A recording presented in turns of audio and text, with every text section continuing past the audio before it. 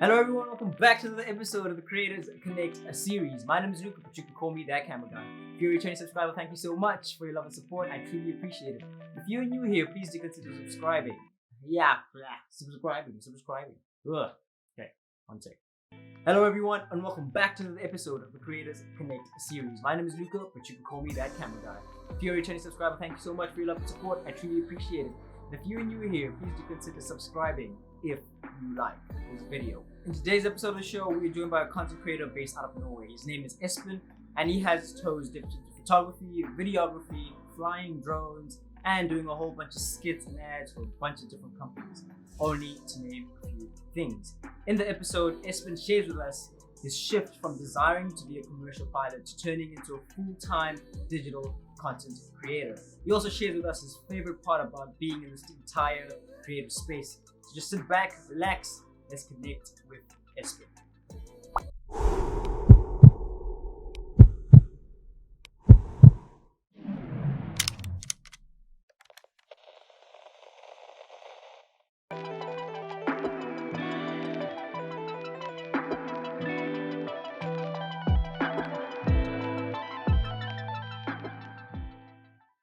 Thank you so much, Espen, for being here. I appreciate you taking time out of your schedule to sit down and chat with me. Yeah, about creative things and whatnot. I've been following your work on Instagram for a while, maybe about half a year, 6 months, and I've always been so fascinated with the content that you produce.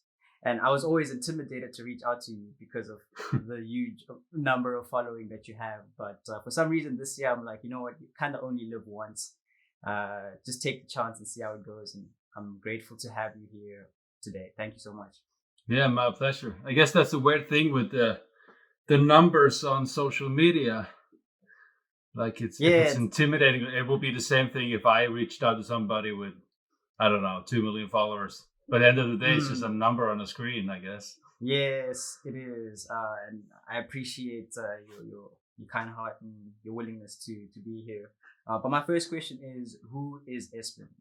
As an individual, as a creative, how would you describe yourself? Well, the whole creator part is fairly new, actually, in my life. I never grew up having any interest. I don't have one of these romantic stories of when I received a camera from my grandfather when I was 5 years old and haven't taken pictures of my life. So I am born on the southwest coast of Norway. Okay. My dream my whole life was actually to become a pilot. So Really? that was my dream. So I moved to Florida when I was 24, I believe, and lived there for 2.5 years. And took the whole commercial, the whole pilot education, if you may. Mm-hmm. And moved back to Norway in 2015. And that's when everything shifted. It started to shift. I started to mess around with the GoPro cameras and slowly moved from there. I became an ambassador for GoPro. Didn't really know about photography or videography. It was this. Everything was just so random. I just had the camera with me everywhere because it was so small I could fit it in the pocket. And this was before I actually a little bit before the smartphones really took off, before the cameras and smartphones became really good. So I started just bringing that on hikes around here and slowly got a little bit of followers. And I did this at the same time as I was converting my pilot license, because when you take it in the States, it's an FAA pilot license. And that isn't valid in Europe, so you have to convert it and all. But then in 2016, 17, after a few years of this Instagram stuff, it started to evolve a little bit more with followers, and I made the decision that I'm gonna pursue this career, I guess, or job instead of becoming a pilot. because I was slowly like falling off the whole studying to become a pilot thing, because it was more fun to run around and take pictures. So, so that's So were you able to finally finish converting your license, and are you able to fly right now and no, to fly? no. I took like half of the exams. There's like 12 exams or whatever. I did that out of a school in Poland because it's cheaper there. But so I went down, took half the exams, and then it was like a little bit after that I stopped the entire thing and just went on with the whole Instagram thing.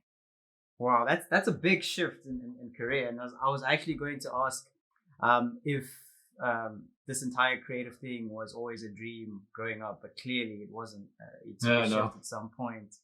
It took a shift at some point, which is pretty cool to see and pretty cool to know. So my question now is, are you the pilot Viking because of being a pilot, like airplanes, or pilot as in drone pilot? Well, I took the name because of planes.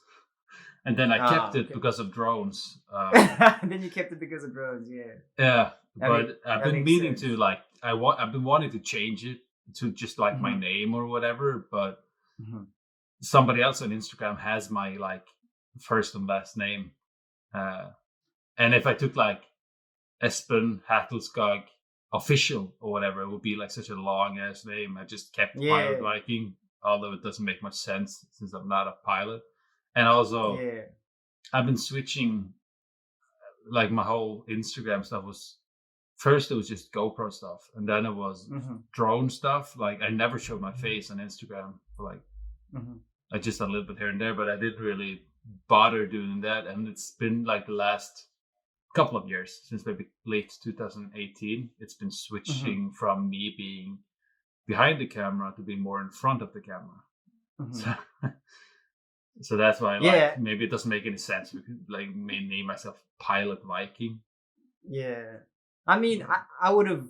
I mean, I think I like the name Pilot Viking. I think for me, I just tie it to the fact that you fly your drone a lot and you capture really stunning images with it as well. But I mean, yeah, like you're saying, you did a lot of GoPro stuff, and you've sort of shifted from being behind the camera to being in front of the camera now. And you do a lot of skits based on Viking history. You've got a lot of knowledge and passion for that. Can you tell us a little bit more why you're so into that and where that stems from? Yeah, that all came, I guess I can blame the Vikings show. Okay. When I started watching that, I can't remember. It's quite a few years ago now. I was like really intrigued, and it's kind of like nudged another like interest of Vikings and Norse mythology and the all history around and the Northmen in general. So it was in 2017 they were going to film. There's a Norwegian comedy Viking show called The Norseman. It's on Netflix, and they were going to shoot in a Viking village not too far from where I live. And they needed extras. So I put up an application to become an extra. Wow. So that was like a fun little experience. That was like my first experience into like being in front of the camera, being on TV or anything. And then it slowly went from there. I just started taking pictures in front of the camera with a little bit of like Viking twist to it. Like I stopped cutting my hair in 2016 and just let it grow on top hair, and I shaved the sides, and it's just been growing longer and longer ever since. And I started braiding it and stuff. So that was like my look on Instagram. And then it just progressed from there. And then I signed a contract with the Beard Struggle, which is all the skits we do. Which is like Viking-inspired beard grooming product. So me and a few friends team up every now and then, and we shoot commercials for them. So it's like a cool way to do what you love and just have fun, I guess. No, you definitely look like you're having a lot of fun. I think it's super cool. that you also have a team around you that's kind of in the same mindset, in the same space as you, which makes it so much easier to deliver the best quality content as well.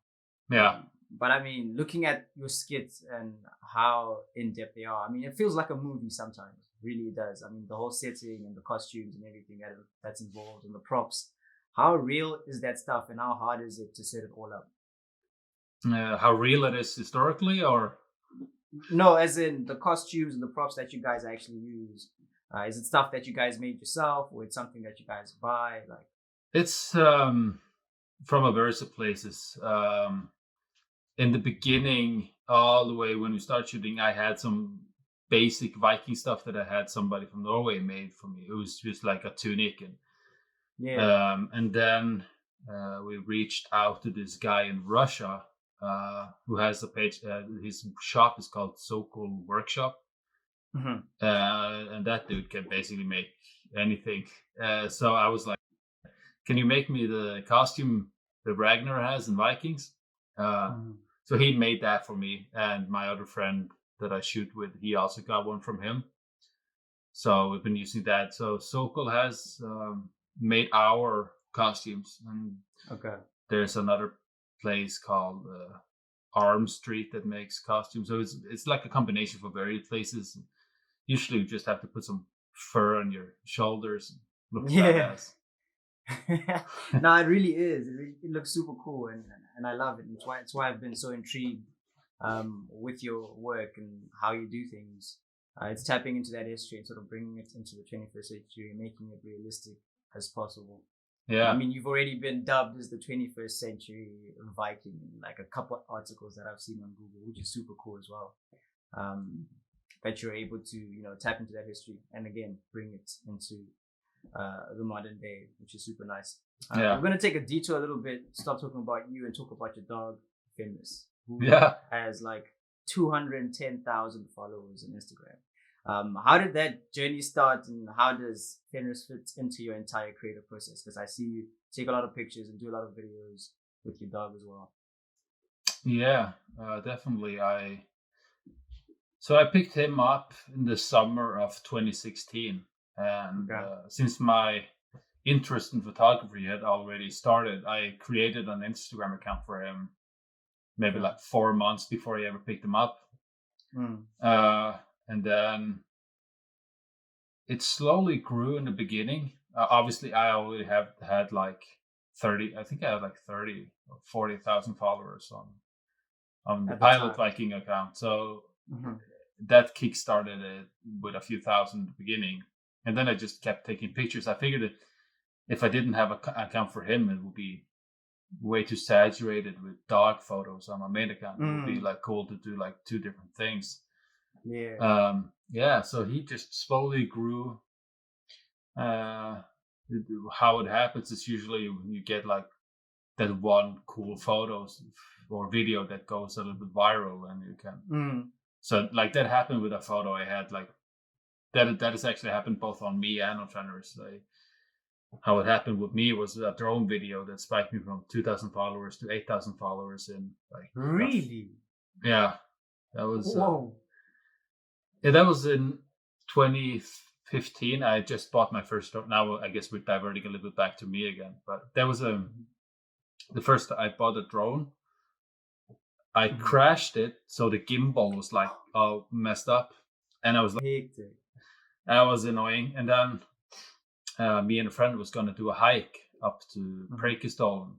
I guess you've seen the mountain, the square, like cliff we have here, the big ass mountain. And I don't want to bring the drone; it's broken anyway. And my friend was like, "Yeah, just bring it."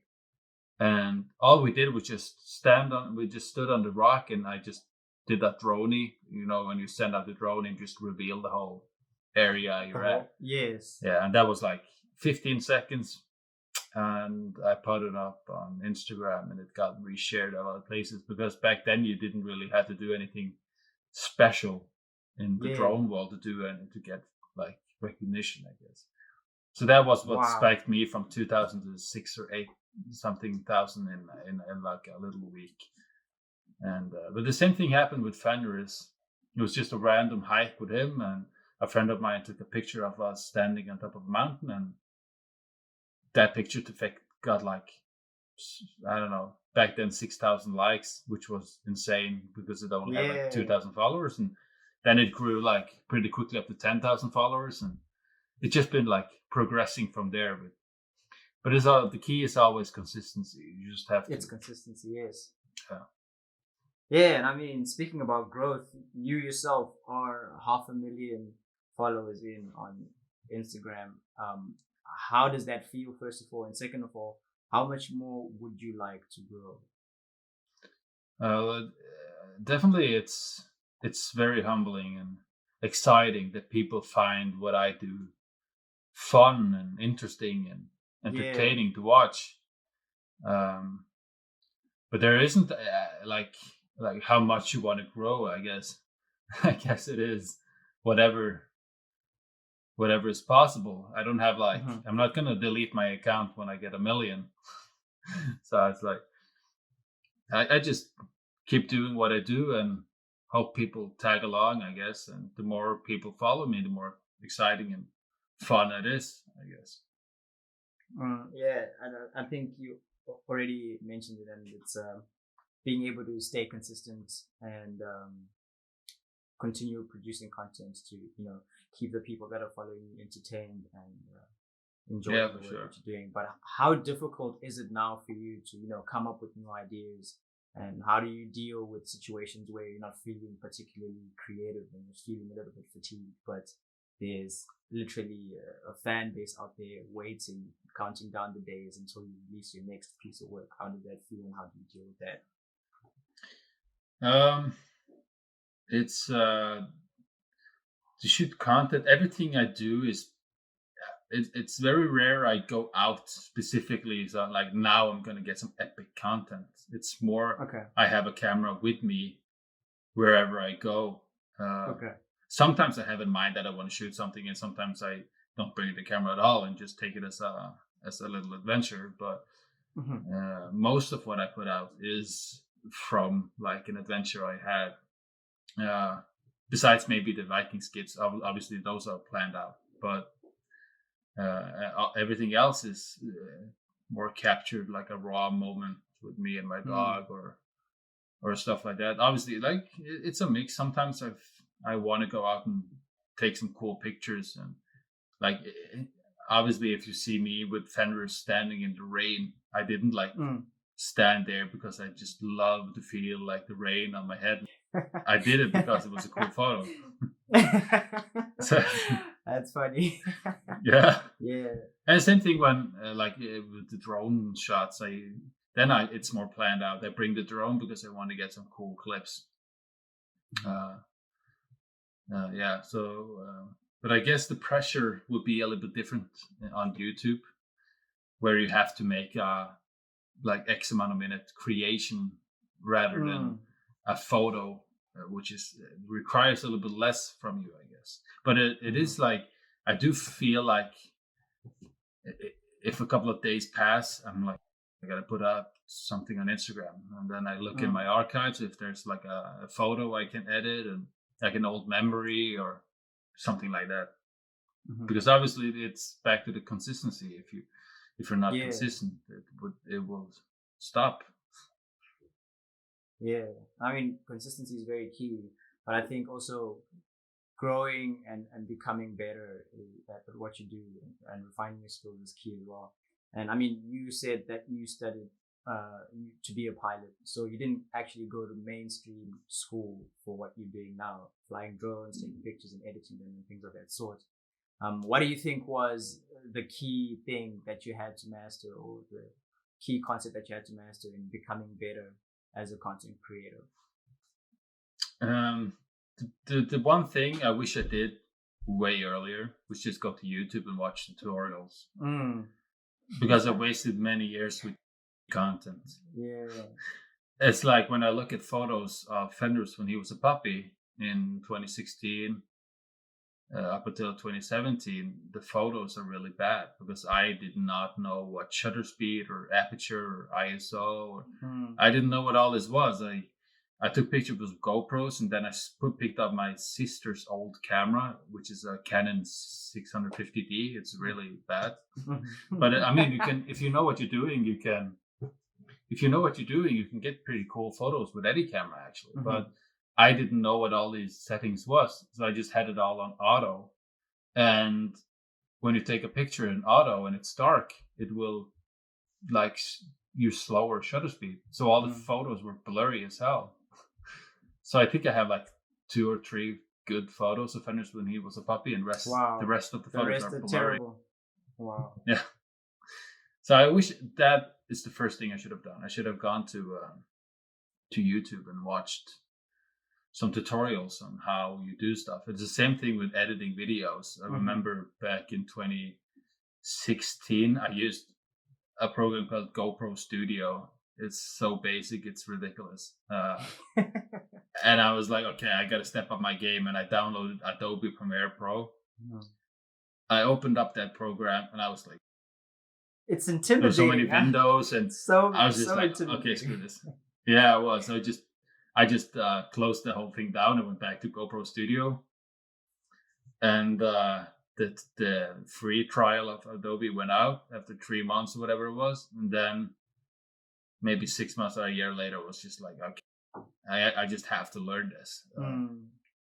Because GoPro Studio was so basic. It was...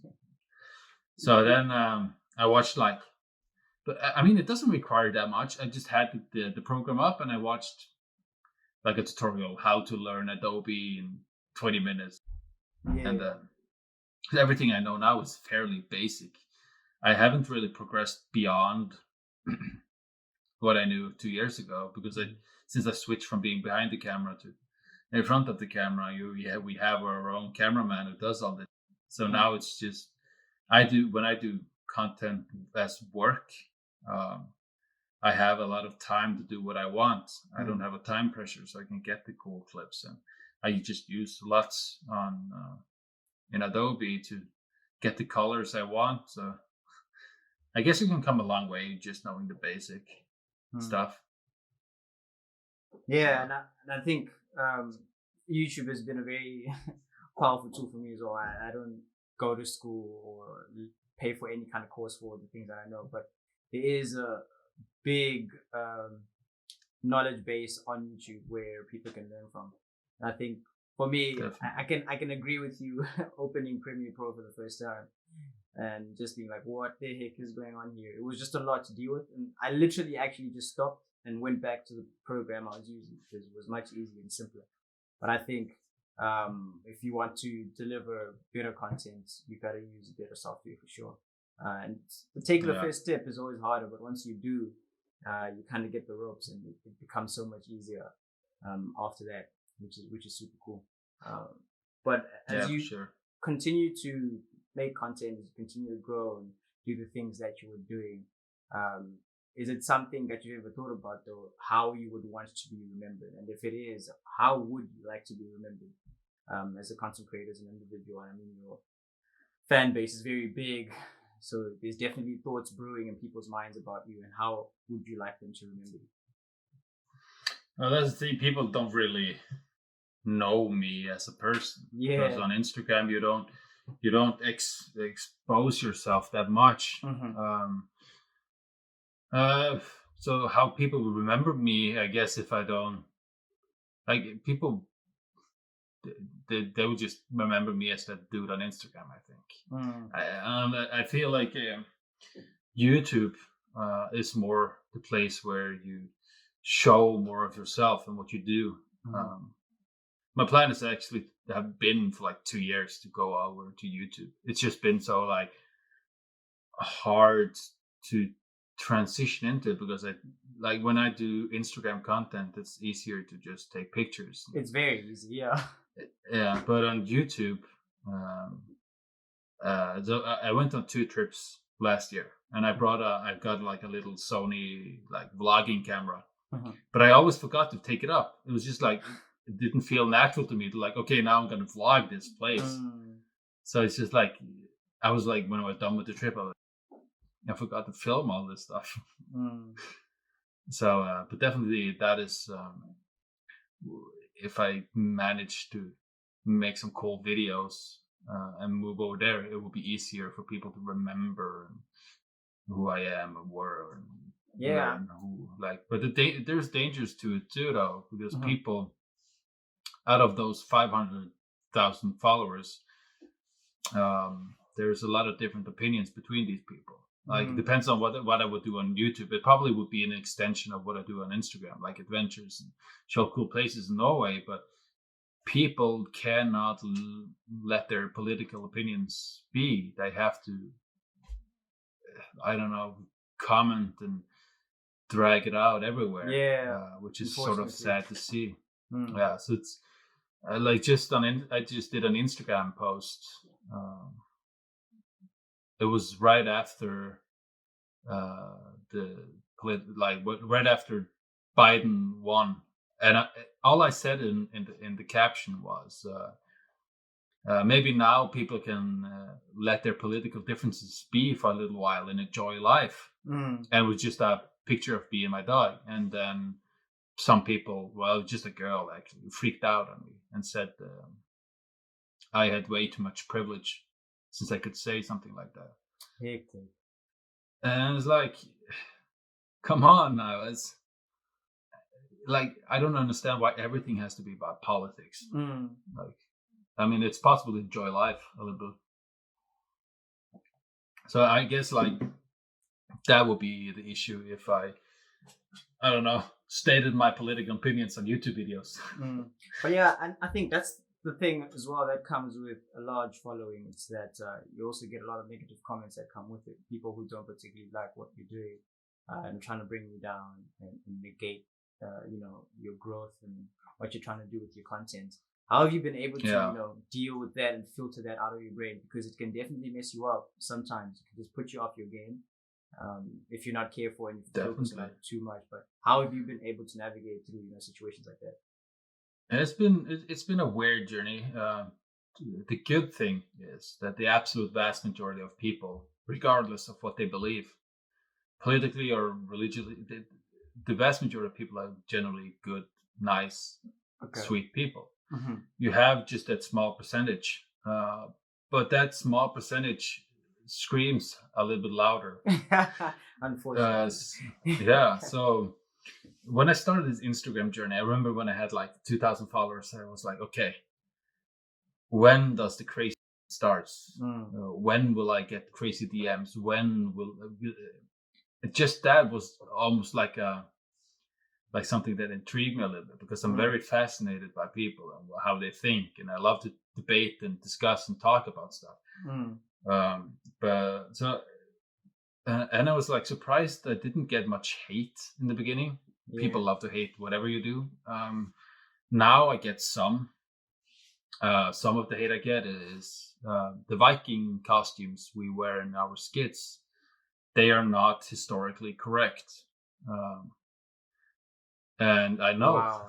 Wow. That's crazy. But people don't like that. Some people, because we do it more because it's going to look aesthetic and cool on social media. We don't really, in these skits, we don't really care that much about being historically correct. I mean, we're using beard oil in glass bottles. It's not like Vikings had that 1,100 years ago anyway. So I guess, so there's some hate in that sense. It's just when people, and some people like make fun of my hair and all kinds. But that doesn't really matter. It's more when people attack me for the videos we do. Like one guy that was on a Facebook video, I shared a skit from when a shoot we did in October. And one of the Viking, the ambassadors we have is from a different country, right? I don't really know where he is, but his skin is a little bit browner than us.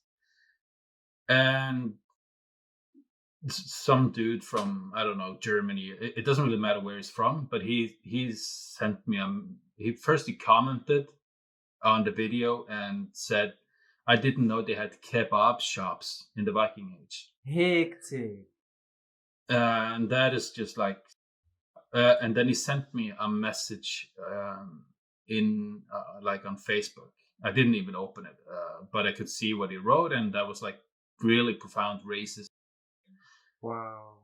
And you see these people pop up everywhere because Viking history is supposed to be like Norwegian or Scandinavian or European, and that is kind of annoying because I think it's cool when everybody have an interest of other people's cultures, right? I don't see why a culture should be like this is my culture, the whole pride thing that dude had. So obviously, when I get messages like that, there's a big part of me that want to like jump into long ass debates and shut them up, but it would be just so time consuming. And it's so weird how I get attacked from like this guy who's obviously so far to the right politically and with his opinion, and then I get attacked from people so far from the left who says I'm privileged to say that Biden, like, people shouldn't care about the political differences. So I feel like I'm in between all these weird people, but good thing is there's very few of them. That must be a lot. Just hearing about it, and I know the feeling, I guess, would be to want to jump in and defend and, you know, fight it out. But sometimes, like you said, it's not worth it, and it's very time consuming. You kind of give them the light of day, and it fuels them up more. For sure. Yeah, so sometimes just letting them say what they say and not responding, they kind of deflated, and they're like, "What the heck? Why is he not responding?" It's good to just let them cool off and just let them do their thing.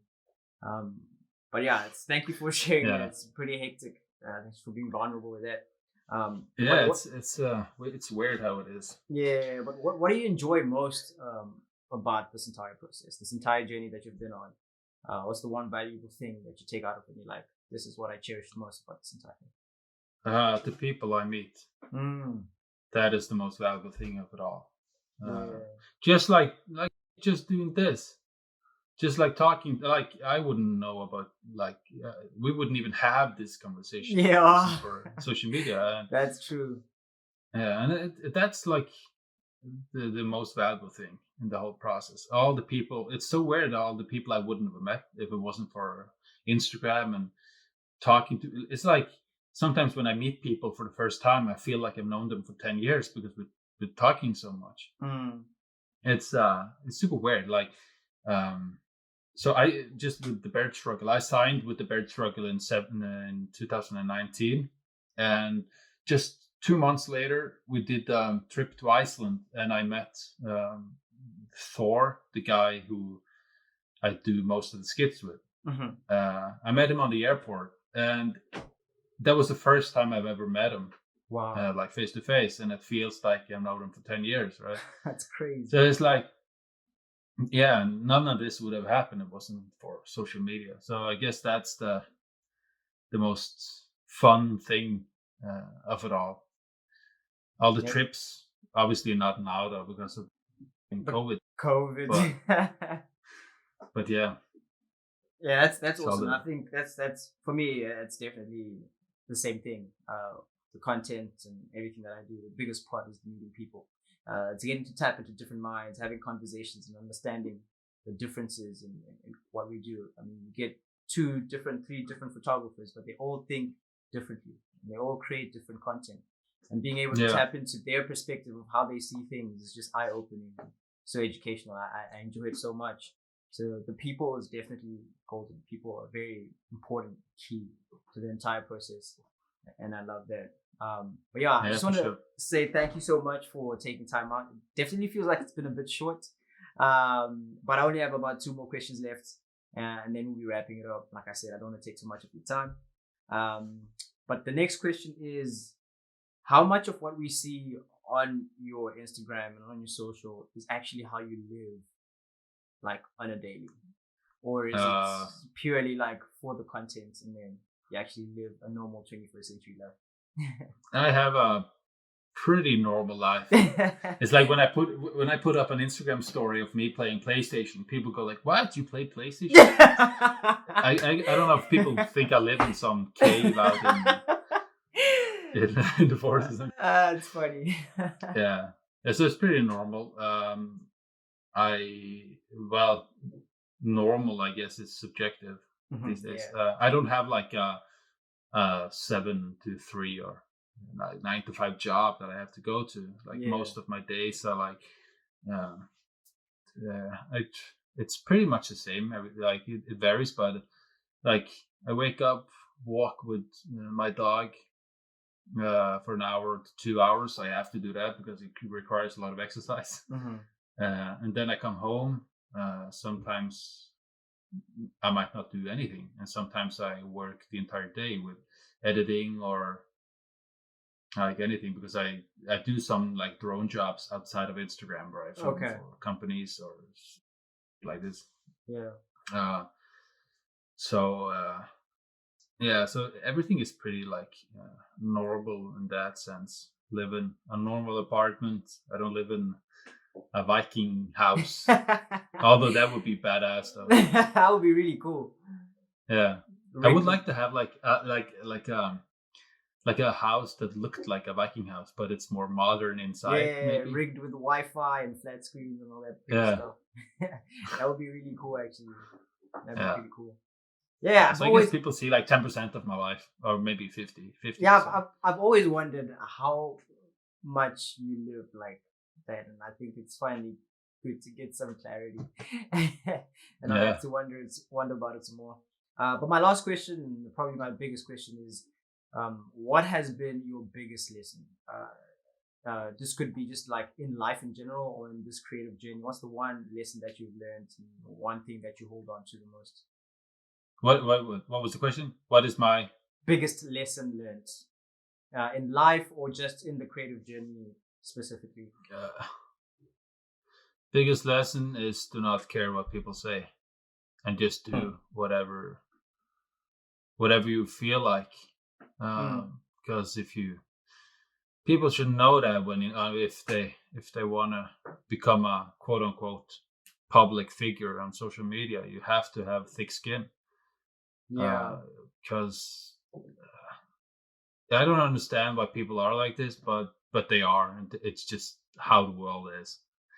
And TikTok is even worse. Have you been on that app? Yeah. Dude, I mean, it's way worse over there. On Instagram, maybe I get like one comment a month that is like negative. But on TikTok, it's on steroids. Yeah, that the vibe over there is madness. And but I mean, at the end of the day, it's just words, and words have the power you give them. Yeah, it's a mix between bad people and not being a snowflake. Yeah, so that's true. Like I think people always have opinions. Unfortunately, good or bad, and like you're saying, it's a mix between the bad. Yeah, for sure. Just being tough. Toughening up. But I mean, I'm all for constructive criticism. Yes, for sure. But and I do like the fact that everybody has a voice now. But I guess it's the third law of Newton. Every action has an equal or opposite reaction. So although it's positive, it comes with a negative too. But I think key point there is if you want to dive into this world, you need to have thick skin for sure. You're gonna deal with a lot. You're gonna come across a lot. Yeah, for sure. And as well as just like not caring what people think, because I think as content creators sometimes people tend to drift from what they're genuinely passionate about into making content to please the people. Oh yeah, for sure, that could happen. And they stop being happy and they're wondering, why am I not enjoying this? It's content, but it's like you're not making your content, you're making content for people. So just kind of stepping out, taking a step back and being like, what do I actually want to do? What fulfills me? What makes me happy? And tackling that instead of what the world demands, I think is much more fulfilling than anything else. So that's a great point. I appreciate you sharing that. Yeah, for sure. Yes, but again, thank you so much for being here. That kind of wraps up the questions that I have for you. It's been an absolute pleasure and honor to Yeah. sit down with a creator of your stature. But I think really it's a hope lot. I hope you know some special effects so you can fix my hair in the post production. We'll figure something out. I don't think it's bad. I don't think it's as And bad look at as this. you think it is. It's there's actually a reason for it though. It's just I don't do this because I want to look like a caveman. It's Yeah. so I guess I can include this in your episode. The reason Yeah. why. So we did a shoot in November. That was the last Okay. time I cut my hair, and the reason I just figured I'd keep it is because in the beginning of January I went through a surgery. Whoa. Yeah, so I actually had to. I didn't have any beard either in November. I stopped shaving. I mean, I had to shave everything off because of a surgery. That's crazy. Yeah, and it's actually, you can see here. See that cut? Whoa. So I've been blood eagled, sort of, like they did in the Viking age. Yeah, so I did an open heart surgery in January, and so I figured it's going to be a while until we can shoot any content anyway. So I'm not. So I'm just going to save out my hair because I want to cut it like even. Because since I did my haircuts myself, and every time I did it with one of those machines, it went further and further up because I couldn't like hit the wherever it like started to become long. It stopped. Yeah. So it became all uneven. So I figured I'd just save it out and just cut it all over again. But obviously, in the meantime, I'm gonna look absolutely weird. So that's crazy. I was like, I'm gonna be sitting with you. We're gonna be chatting, and you're gonna have your hair braided and everything. Yeah, right. I had no idea. You had a surgery. That's crazy, and that's the stuff people, like you're saying, people really don't know you on Instagram and on social media. They really don't know what goes on behind the scenes. And yeah, for sure. Like I did, I did put up a story here and there, but I guess everybody don't like pick it up. So I still get like comment like, "No, what happened to you, beard?" Or like, "What is going on with your hair?" And because people think I'm trying to change. I mean, I didn't do it for fun, and shaving my beard was like the worst thing because when I got I got like a list of what I had to prepare for before the surgery, and it was like a bunch of, like, don't eat 12 hours before and all that. But one of them was also they had to shave, and that was just like, oh really? That's rough. Yeah. So good thing it's going back. It looks like it's going back. It looks like it's going back well. But I'm sorry you had to go through that. It's a bit unfortunate. It's a bit rough. Yeah, it was rough. And I hope you're recovering well as well. And we'll be making content soon. Oh yeah, I'm all healed up now. Well, lovely. 90%. Good to hear that. It's good to hear that. Yeah. But yeah, that kind of wraps it up for today. Thank you so much once again for being here. My pleasure, man. It was fun.